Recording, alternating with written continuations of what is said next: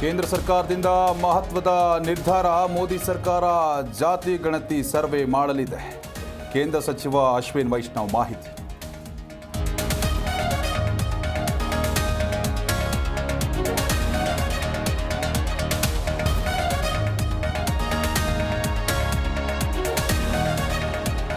ಪಾಕಿಸ್ತಾನ ಉಗ್ರರ ಸಂಹಾರಕ್ಕೆ ನಮೋ ಶಪಥ.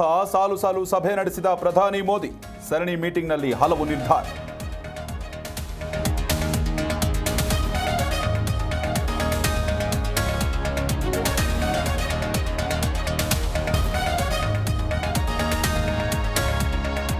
ಭದ್ರತಾ ಸಲಹಾ ಸಮಿತಿಗೆ ಮತ್ತಷ್ಟು ಬಲ. 6 ಮಾಜಿ ಸೇನಾಧಿಕಾರಿಗಳು ಸೇರ್ಪಡೆ.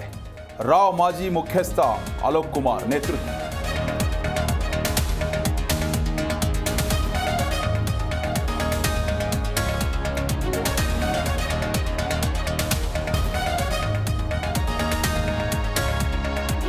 ಪಹಲ್ಗಾಮ್ ದಾಳಿಯ ಸಂತ್ರಸ್ತರ ಭೇಟಿಯಾದ ರಾಗ. ಕಾನ್ಪುರ ನಿವಾಸಿ ಶುಭಂ ದ್ವಿವೇದಿ ಕುಟುಂಬಕ್ಕೆ ಸಾಂತ್ವನ.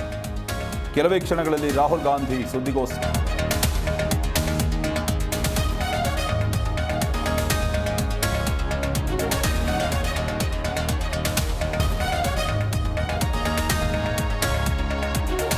ಯುದ್ಧ ಅನಿವಾರ್ಯ ಆದರೆ ಯುದ್ಧ ಮಾಡಲಿ.